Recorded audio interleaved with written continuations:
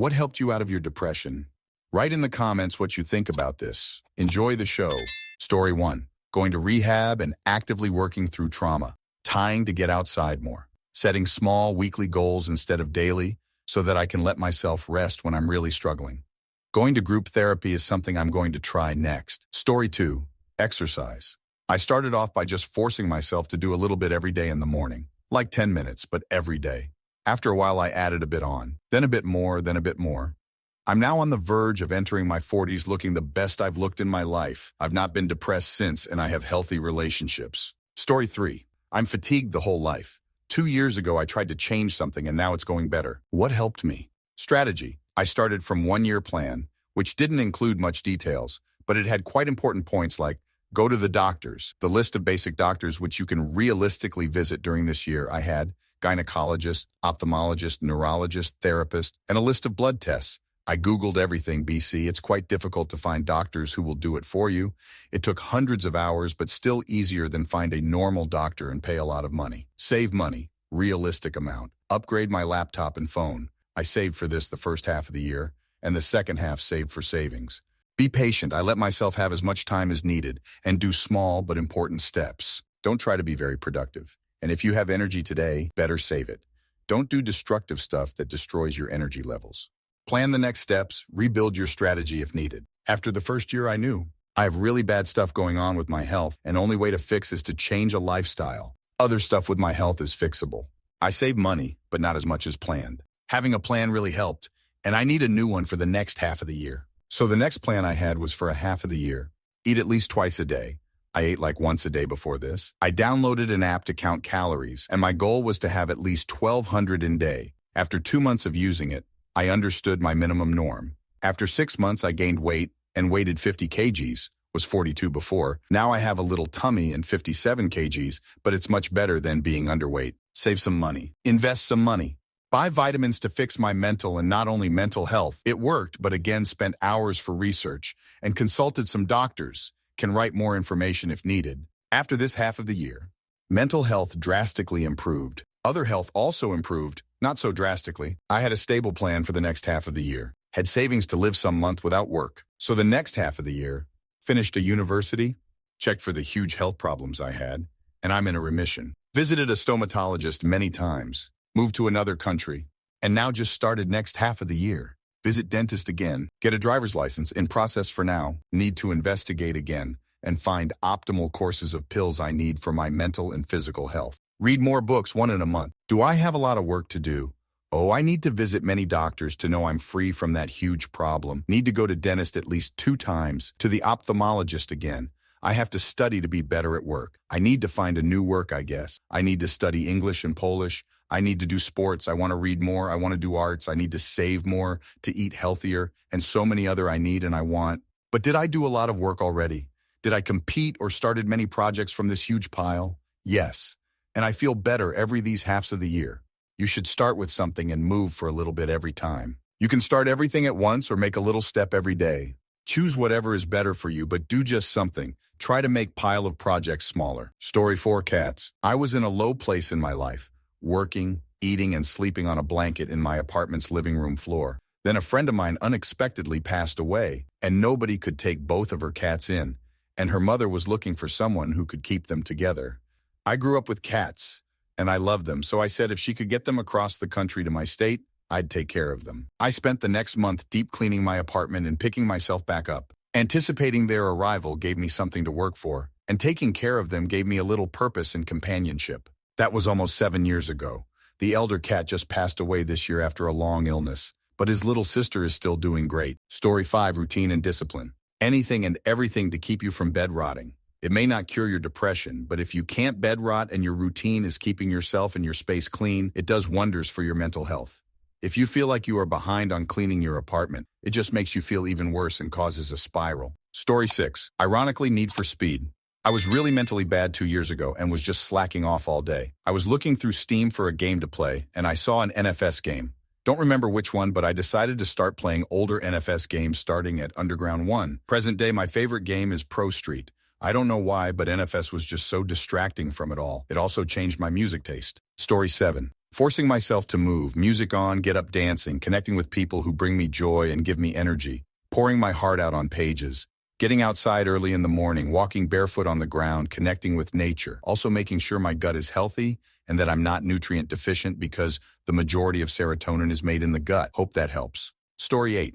Improving myself, but I'm diagnosed bipolar 2, manic depressive. So it's a battle all the time for me. Antidepressants and shit like that don't work. Long walks and a good support group of friends and family who actually care about me. Making good choices and acknowledging that I'm worth being happy. If you need to talk or vent, I'm here. Open a chat with me. Story 9. Eel talk. Antidepressants have done a lot of the heavy lifting, but talk therapy and actively trying to live a better, healthier life. Getting back in contact with friends, making sure to talk to them at least a few times a week. But the meds have really made existing easier, so those other things on the list are easier. It's not just that I'm straight up happier, but it feels like there's breathing room.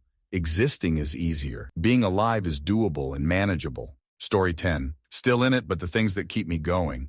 Staying off social media as much as possible. I don't count Reddit. Everyone on here is perfect. Yoga, exercise, but it has to be rigorous. Going outside every day no matter what. Lighting is the only no-go. Try to get some extended nature time on the weekends. Eating healthy. Started going to meditation classes. Therapy. Some vitamins like 5-HTP have helped me subtly. Being careful about sleep. I'm not a depressive sleeper. I'm a depressive insomniac. Making myself get dressed as much as possible. Even if I go out in gym shorts or something, I will try to put jewelry on or put my hair up so I can say I tried and feel like the rest of the world. Finding new music or media to listen to, avoid monotony. Conscious monitoring of my social time. Cannot be near people who drain me. Cannot fall into unhealthy isolation. Story 11. Exercise helps a lot in a multitude of ways, but also volunteer work, whether with animals or other people. I actually did food drives and helped make packages of food to be sent to other parts of the world. And while I never interacted with those I was helping, just knowing I was helping them did a lot for me. Going on runs with your dog helps a lot too. Another thing, put distance between you and anyone that you can who are dragging you down. You cannot afford people to drag you down when you're already depressed. Surround yourself with people who are motivated and share your interests. Story 12. Honestly, it was a combination of things. Therapy was huge for me, just having someone to talk to and help me understand what I was going through. Medication helped too. It took a while to find the right one, but it made a big difference. And then, the little things. Spending time with loved ones, finding hobbies I enjoyed, getting outside more, and just taking it one day at a time. It was a long road, but I'm so glad I didn't give up. Story 13. I'm not out yet, but I'm coping much better. Things finally clicked for me when I finally clued into the fact that I was expecting meds, therapy, medical intervention, etc. to fix my issues. Relying on these fixes wasn't the answer. They are tools, but ultimately I was the only one that could fix me. So I made a list of all the things I'd been told to do over and over again throughout the years. Nutrition, exercise, sunlight, habits, read, learn, etc., and started doing them all as part of a daily routine established over time. I was strict with myself and still am, albeit only being at it for a few months. But I'm feeling great right now, and I'm optimistic about the future. Do yourself a favor and fix you with you. No compromises. Good luck. I wish you all the best. Story 14. Found out I was pregnant. We had just started trying the month before. Never had a problem conceiving. I do have issues related to PTSD, SA, and has a horrible 2 weeks in January.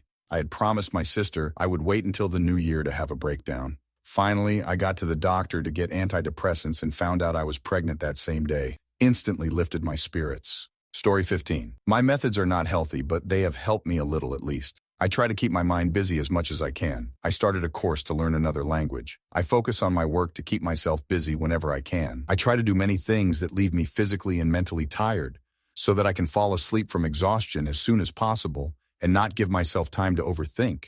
It's not healthy, it's not comfortable, I don't like it, but it's the only thing that has helped me a little to at least not fall into so many depressive thoughts or remember the reason for my depression. Plus, don't do this. Try to reach professional help. Story 16. If you're a guy and experiencing depression, there are many of you who probably have low testosterone, especially if your depression started into and after your 30s. It's not guaranteed, but if you're depressed, then get your test levels checked. If they're low, then starting on TRT, testosterone replacement therapy, can absolutely lift you out of it. It's basically a wonder drug all its own. You don't even have to worry about what you physically look like or care about the gym. The mental benefits of proper test levels are well documented. See an endocrinologist or urologist. Your GP or psychiatrist might just try to throw pills at you. If you have symptoms of low test in addition to depression, it's worth checking out. Story 17, Therapy and Resetting. I took another look at the relationships in my life, broke up with a long-term boyfriend, cut off some friends, put space between me and my parents. I let myself be selfish for a bit, looked out for me and only me, allowed other people's feelings to be hurt, put up boundaries. Reset my lifestyle. I keep my home extra clean, got rid of clothes and items I've been holding on for, changed my diet completely, very active, workout 5/7 days of the week, talked about everything with my therapist, even the things I was uncomfortable saying out loud, just let it all out. Also, I got a puppy. Get out of those toxic relationships, man. I broke up with my ex-boyfriend of 2 years. I thought he was amazing, but after 5 months away from him, I quit one of my 2 anxiety medications, and finally, wasn't so insecure. I could actually open Instagram and see models without wanting to cry. I've never loved myself so much. Story 18, Duloxetine. Working my ass off in residency and covering ICU on COVID-19 pandemic, I thought that I was going to die, and the end of the world was near, so I decided to give my best. After some time, I was physically fucked up. In meantime, I married my ex-girlfriend from college. We broke up for immaturity.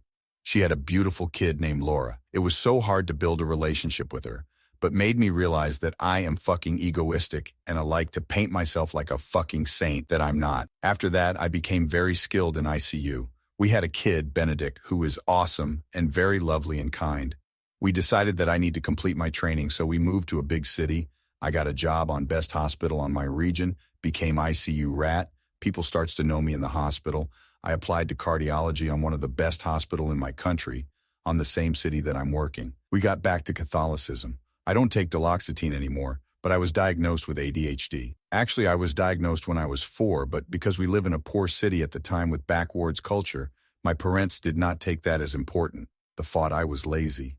Life is so busy and demanding, but thinking that I was going to die makes someone else. It didn't erase any suffering, but it made terrified of not give everything that I have. Story 19, a well-refined morning routine that includes just some light exercise, even if it's just 10-20 minutes. A well-refined bedtime routine. It's so hard for me to go to sleep after being so overstimulated the whole day.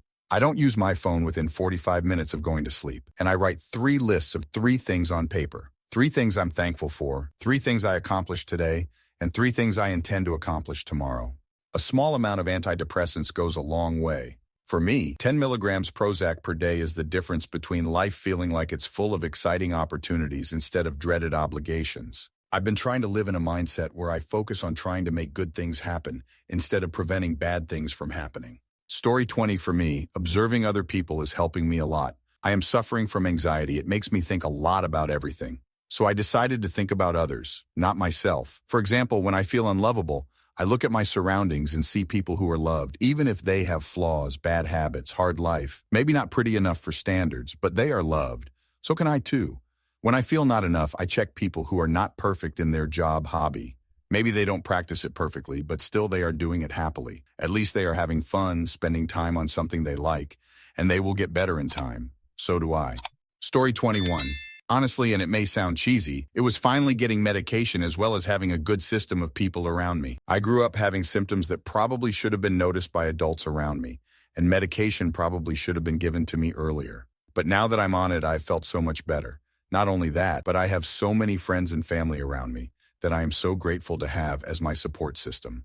Many people aren't able to have the group of people I have, and I'm extremely lucky and grateful to be able to say I do. Without them, I probably wouldn't still be here and being able to make this post. If you're going through things, please talk to someone, whether it's a parent, friend, or teacher. Keeping everything inside is never a good option, trust me. Have a wonderful day. Story 22. When my grandmother on my dad's side died, I fell deep into depression and grief. I thought of ending it, but saw how stuff like that causes more harm to people around you than actually solving the issues I faced. It was like that for years before I met her. She was the best thing to ever happen to me.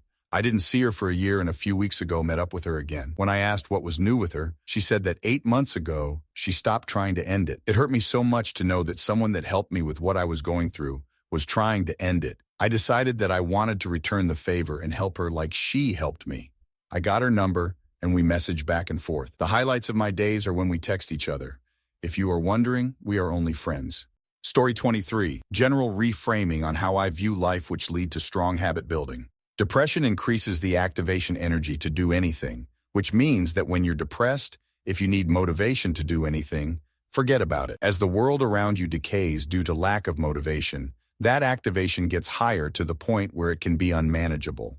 The only thing that reduces the activation energy of what you do boils down to habit building. Habits are automatic, and they don't take a lot of work to do, which means that when I pass through a room, I automatically put things away. When I wake up, I automatically stretch. At night, I automatically work out. These things are no different to brushing my teeth. Does this mean that sometimes I'm an emotionless machine at times? Yes, but things get done and they don't snowball. But there's a catch. This is not advice for when you are currently going through a bout of depression. Habit building takes a lot of motivation because it inherently removes your ability to say no, which means that you need to be dead set on building habits when you're not depressed. If you're already depressed, you basically just have to ride it out. Story 24. Honestly, man, trying all the time, I know, and I'm sure everyone with depression is, but I mean all the time. Never stop trying to think positive, and also some big things are changing your environment. Do what you want to do and prioritize that, where you can listen to good music, not sad shit, and have a nice space, go for walks. Appreciate all the little things.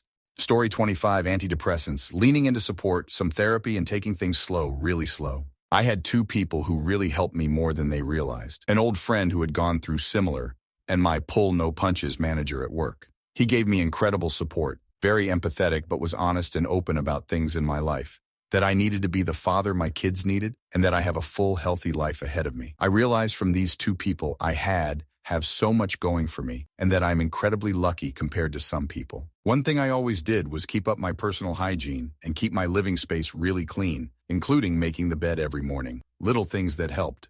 Good luck, OP. Story 26. Honestly, and a very nerdy answer, my buddy got me hooked on Magic the Gathering.